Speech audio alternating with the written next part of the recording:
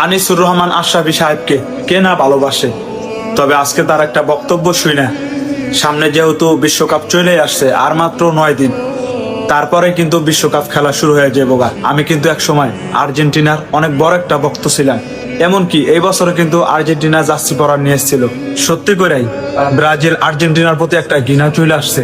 আল্লাহ আমাদের সবাইকে বোঝার তৌফিক দান করুক। তো চলেন শুনে আসি আনিসুর রহমান আশরাফী সাহেব আর্জেন্টিনা ব্রাজিলকে নিয়ে কি এমন কথা বলেছেন। এই বিশ্বকাপে কিন্তু এবার 14টা মুসলিম দল থাকবো। তার ভিতরে কিন্তু সৌদি আরব আছে, মরক্কো আছে, নাইজেরিয়াও আছে। তারা কিন্তু ভালোই খেলে। চাইলে কিন্তু এই 3টা দলের ভিতরে আমরা যে কোনো একটা দল বাছাই করতে পারি। ব্রাজিল, আর্জেন্টিনা, কোন মুসলমানের বাচ্চা যদি তার কাছে প্রিয় হয়, এটা আল্লাহর কসম আমি বললাম, তোর ইমানের সমস্যা, তোর ইমানের সমস্যা, তোর ইমানের সমস্যা, তোর মুসলমানিত্বের সমস্যা। মনে রেখো যুবক, মুসলমানের বাচ্চা যদি হও, একটা ছেলেও যদি বুঝো, ব্যাটকাইও না। ছাগলে ব্যাটকায়, নাফরমান ব্যাটকাইও না, অসভ্যের মতো ব্যাটকাইও না।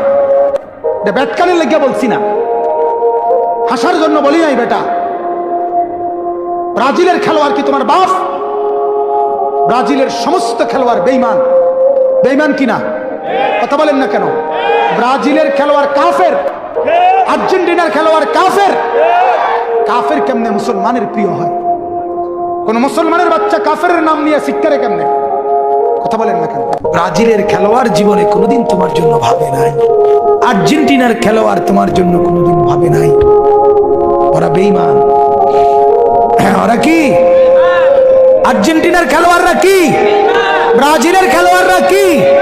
বেঈমান ইমানদারের বন্ধু হইতে পারে না, বেঈমান ইমানদারের প্রিয় হইতে পারে না। কোন ইমানদার যার কলিজার ভিতরে ইমান আছে, সে বেঈমানের লাঠির কারণে লাফ মারতে পারে না, ফাল মারতে পারে না। তুই মুসলমান বেটা, তুই ইমানদার। হৃদয়ে আর্জেন্টিনা, হৃদয়ে ব্রাজিল, এটা মুসলমানের বাচ্চা বলতে পারে না। হৃদয়ে কাবা, হৃদয়ে মদিনা।